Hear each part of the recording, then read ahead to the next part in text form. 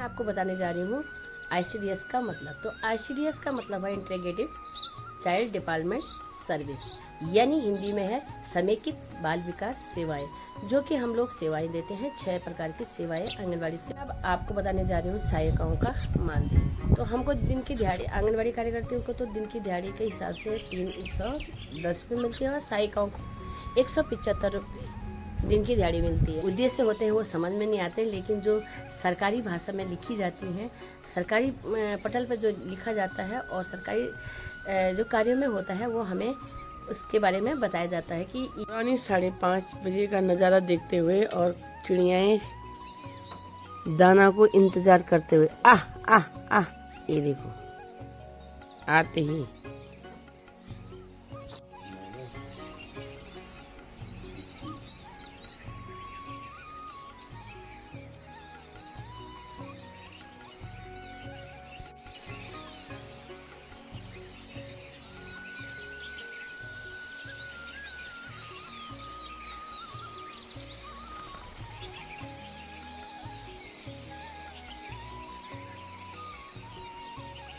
ना प्यारा प्यारा है समा आहा।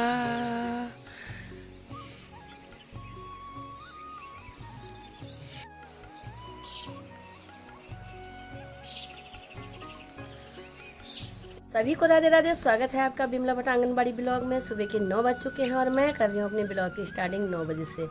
तो आप लोगों को मैं आज एक विशेष जानकारी देना चाहती हूँ कि आंगनबाड़ी को कितनी सैलरी मिलती है। तो आप लोग मेरी वीडियो को ज़रूर देखिए। मैं हूँ आंगनबाड़ी कार्यकर्ती बिमला मासो 1 से, सेक्टर मेरा 4था, परियोजना थलीसर पौड़ी गढ़वाल से। तो आप लोग यह ज़रूर देखिएगा कि हमको मानदेय जो मिलता है क्या वो सही है। और लोग बार बार कमेंट कर रहे हैं कि आप आंगनबाड़ी कार्यकर्ती की कितनी सैलरी है और कितने सहायिकाओं की है।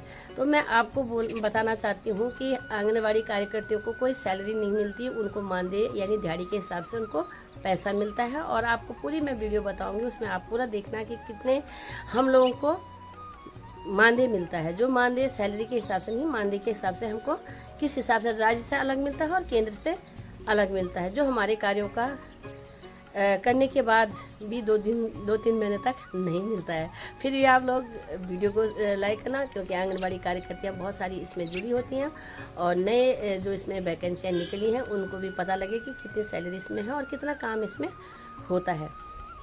आप सामने का व्यू देखिएगा। अब आपको बताने जा रही हूँ सहायिकाओं का मानदेय। तो हमको दिन की दिहाड़ी, आंगनबाड़ी कार्यकर्तियों को तो दिन की दिहाड़ी के हिसाब से 310 रुपये मिलती है और सहायिकाओं को 175 रुपये दिन की दिहाड़ी मिलती है। तो दिहाड़ी ही या मानदेय जैसे मनरेगा का होता है, मैंने आपको पहले भी बताया कि मनरेगा के हिसाब से, उस हिसाब से हमको दिहाड़ी के रूप में मिलता है। अगर हम दिहाड़ी नहीं गए तो हमारा कट जाएगा। तो मैं आप लोगों को बताना चाहती हूँ कि आंगनबाड़ी कार्यकर्ती को राज्य से मिलता है 4,800 और केंद्र से मिलता है हमें 4,500, यानी हमें टोटल मिलता है 9,300। ये आंगनबाड़ी कार्यकर्ती को मानदेय के रूप में मिलता है। अब आते हैं सहायिकाओं की बारी। तो मेन मुद्दे पे आते हैं। सहायिकाओं को मिलती है केंद्र से 2,250 रुपये, यानी 2,250 रुपये, और राज्य से मिलती है 3,000 रुपये। तो इस हिसाब से उनका बनता है 5,250 रुपये। और आंगनबाड़ी कार्यकर्तियों को मिलता है 4,500 रुपये केंद्र से और 4,800 राज्य से। तो यह मेरा मिलता है 9,300। इस हिसाब से आप लोगों को मैं बार बार बता रही हूँ और आप लोग ज़रूर इस वीडियो को देखना कि सहायिका कार्यकर्तियों का कितना मानदेय है और किस हिसाब से हमको इसको मिलता है। क्योंकि हमारा जब भी हमारा जो काम होता है वह मानदेय पर ही निर्भर होता है। मानदेय अगर हमारा काम अच्छा है तो हमारा मानदेय हमें टाइम पर मिल जाता है। जहाँ पे काम, क्योंकि सरकारी कामों में ये चीज़ थोड़ी सी लेट होती है, लेकिन हमारा मानदेय हमेशा हमें बराबर मिलता रहता है। लेकिन थोड़ा टाइम लगता है, लेकिन मिलता ज़रूर है। तो ये हमारे कार्यों का और हमारे आंगनबाड़ी सहायिका और कार्यकर्तियों का मानदेय। तो आज का वीडियो बनाने का मकसद मेरा यही है कि आप लोगों का बार बार कमेंट आ रहा है कि आंगनबाड़ी कार्यकर्तियों का कितना मानदेय है और सहायिकाओं का कितना मानदेय है, जबकि वो सैलरी के रूप में बोलते हैं, लेकिन हमें सैलरी के रूप में नहीं मिलता। वैसे हमें सैलरी के रूप में चाहिए कि हम सैलरी के रूप में काम करें और अतिरिक्त काम भी करें, क्योंकि हमें पैसा पूरा मिले। तो धन्यवाद। आज के वीडियो में आपको बताने जा रही हूँ ICDS का मतलब। तो ICDS का मतलब है इंटीग्रेटेड चाइल्ड डेवलपमेंट सर्विस, यानी हिंदी में है समेकित बाल विकास सेवाएं, जो कि हम लोग सेवाएं देते हैं। 6 प्रकार की सेवाएं आंगनबाड़ी से होती हैं। तो आप लोगों इन सेवाओं को ज़रूर लीजिएगा। और ICDS का मतलब मैंने आपको बता दिया है। तो इसके उद्देश्य भी 7 हैं। तो 7 उद्देश्यों में हम लोग बहुत सारे उसमें काम करते हैं। शायद जो लाभार्थी होते हैं या गांव वाले हैं उनके समझ में या जो ये उद्देश्य होते हैं वो समझ में नहीं आते, लेकिन जो सरकारी भाषा में लिखी जाती हैं, सरकारी पटल पर जो लिखा जाता है और सरकारी जो कार्यों में होता है वो हमें उसके बारे में बताया जाता है कि ये चीज़ हमारे उद्देश्य हैं। बहुत सारी चीज़ें कुपोषित से संबंधित होता है, वृद्धि निगरानी से होता है, और मैं आपको इसको डिटेल आराम से बताऊंगी, पूरी डिटेल बताऊंगी कि कितने हमारे उद्देश्य हैं और कितने हमारे सेवाएं हैं। तो उद्देश्य भी होते हैं और सेवाएं भी होते हैं। सेवाएं हमको जो सेवाओं का पैसा ही हमें मिलता है, जो हम अगर किसी का लाभ दिलाते हैं या किसी चीज़ को, उसी का हमें पैसा मिलता है। अगर हम उनको लाभ से वंचित करते हैं तो ये हमारी कमी है, और जो लाभ नहीं लेना चाहते हैं वो उनकी कमी है। तो आप लोग ज़रूर अपने डॉक्यूमेंट को बताइए, क्योंकि नंदा गौरा के फॉर्म अभी 12वीं पास के मेरे ही क्षेत्र में 4, मेरे गांव में, मेरे आंगनबाड़ी केंद्र में 4 लाभार्थी हैं, और अभी तक मैंने सबको पैसे दिलाए हैं। जिनका नहीं होता मैं लिखित रूप से रखती हूँ, उसे लिखित रूप में लिखना बहुत ज़रूरी होता है आंगनबाड़ी कार्यकर्ताओं के लिए। अगर हम उसको आंगनबाड़ी के तरीके से उसको काम करेंगे तो हम उनको ज़रूर उस लिखित रूप में लिखना चाहिए, क्योंकि बहुत सारे लोग डॉक्यूमेंट में नहीं बना पाते हैं। तो उसके हमें लिखित रूप में लिखना चाहिए कि इनके डॉक्यूमेंट पूरे नहीं हुए हैं। कल कोई भी लाभार्थी हमको आरोप नहीं लगा सकता है। तो इस हिसाब से मैं भी अपना ये काम करती हूँ और लाभार्थियों को देती हूँ। वैसे हमारा पूरा मकसद होता है कि लाभार्थियों को लाभ दिलाना और उनको बार बार सूचनाएँ देना। तो मेरे वीडियो बनाने का मकसद भी यही होता है कि मैं लोगों को लाभ दिलाऊँ, और अतिरिक्त जो लोग हैं इनको मेरी वीडियो के माध्यम से देखें। बहुत सारे आंगनबाड़ी कार्यकर्ताओं को भी सीखने के लिए मिलता है। मैं किसी का यहाँ पे गलत प्रचार नहीं करूँगी, क्योंकि आजकल की आंगनबाड़ी कार्यकर्तियाँ बहुत एक्टिव हैं, और आंगनबाड़ी कार्यकर्ताओं के साथ साथ हमारे जो लाभार्थी हैं या हमारे केंद्र के जो सदस्य हैं वह बहुत एक्टिव हैं। क्योंकि जब तक हम फॉर्म सोचते हैं बोलने की, तब तक तो फॉर्म आ जाता है, और लोग पहले ही बोलते हैं कि हमने नंदा गौरा का फॉर्म भरना है। क्योंकि आजकल बहुत लोग ऑनलाइन से रूबरू हैं और बहुत ज़्यादा काम इसमें हो गया, और सरकार ने भी इतनी चीज़ें आसान बना दी हैं कि लोगों को कोई परेशानी नहीं होती है इन चीज़ों में काम करने में। क्यों वो अगर उनको किसी चीज़ को भी जानकारी नहीं, अब देखो आज ही हमारा थलीसैंण ब्लॉक का जैसे रिज़ल्ट निकलने वाला है, तो लोग मुझे पूछ रहे हैं कि रिज़ल्ट आया कि नहीं आया।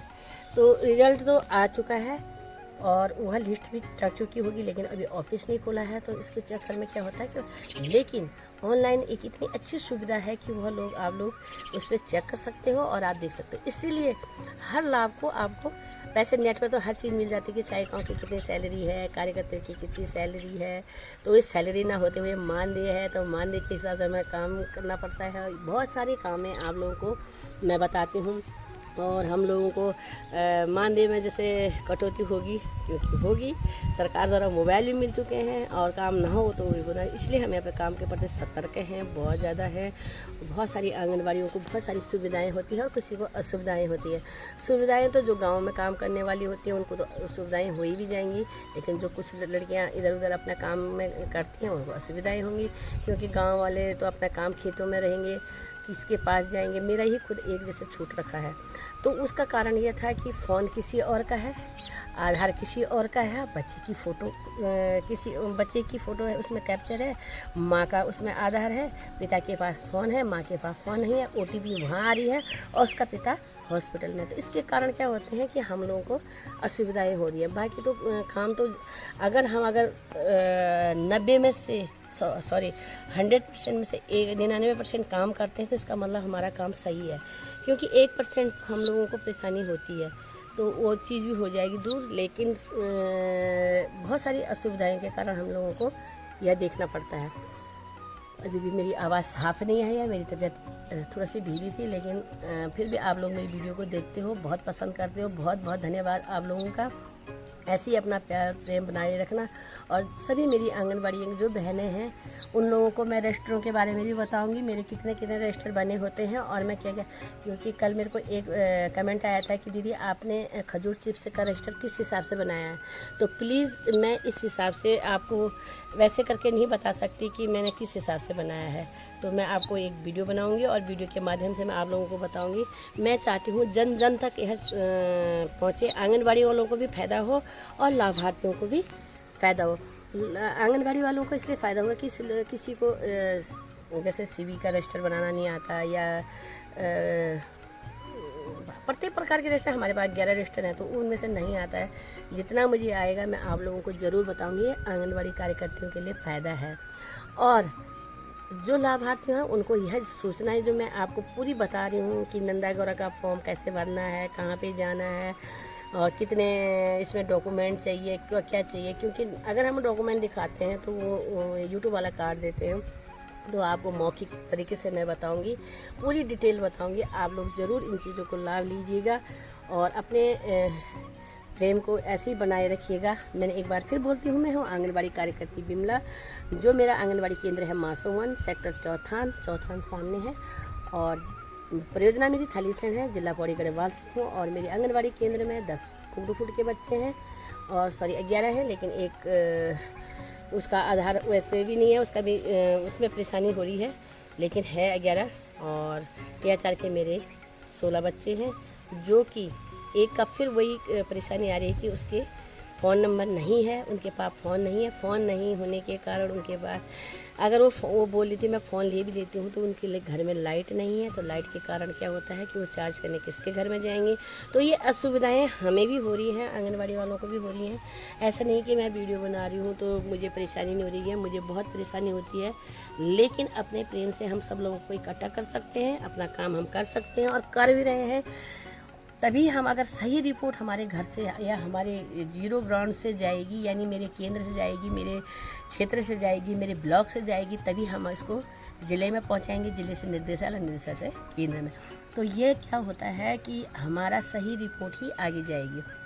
पहले क्या होता था कि कुछ लोग प्लेन से में चले जाते थे और सामान उनको घर में चाहिए था, तो वो सिस्टम अब बिल्कुल ख़त्म। अब हो गया है फ़ोटो कैप्चर। तो फ़ोटो कैप्चर में आप लोग सोच सकते हैं कि कितनी परेशानी हो रही है, और ये बहुत अच्छी बात भी है क्योंकि इसमें जो घोटाले होते हैं वो सब बंद हो जाएंगे। और बहुत सारे अब कितनी जगह ऐसा होता है कि आंगनबाड़ियों पर आरोप लगता है, लेकिन हर विभाग में ये चीज़ होती है, इक्का दुक्का तो हर जगह होता है। वो क्या कहते हैं उसको सफाई करने का भी होता है कि कहाँ पे किस चीज़ का लाभ मिलता है, किसी का कहाँ पे हानि होती है। तो ये प्रत्येक विभाग में होता है। तो आप लोगों को मैं एक बार फिर बताना चाहती हूँ, अगर आपको मेरी वीडियो अच्छी लगे तो लाइक करना, कमेंट करना, शेयर करना, चैनल पे नए हो तो सब्सक्राइब ज़रूर करना नई जानकारी लेने के लिए, क्योंकि आप लोगों का कमेंट मेरा हौसला बढ़ाते हैं। आप लोग कमेंट में ज़रूर अपना ज़िला, अपना अगर आंगनबाड़ी से हो तो आंगनबाड़ी केंद्र, लाभार्थी हो तो गांव का नाम, अपना ब्लॉक का नाम ज़रूर बताइएगा। मुझे बहुत अच्छा लगेगा, क्योंकि मैं भी तो जानूं कि मेरी वीडियो कहाँ से लोग देख रहे हैं। और मैं कमेंट कर हमेशा रिप्लाई करती हूँ, और जो भी मेरे को पूछा जाएगा मैं उसकी रिप्लाई ज़रूर करूँगी। जय श्री कृष्णा, राधे राधे। और आज का सामने का व्यू आप देख सकते हैं, कितना खूबसूरत मौसम हो रखा है। और वहाँ पे सुंगरनेबल, वहाँ पे पूरा पहाड़ का। तो ये पहाड़ों में एक और भी असुविधाएं हैं, क्योंकि लोग खेती करेंगे लेकिन उसका नुकसान यहाँ पे बता रहे हैं कि सारा सुंगर ने तोड़ फोड़ दिया है। तो वहाँ रात का सफ़र भी यहाँ बहुत बेकार होता है पहाड़ों में। ये देखिए,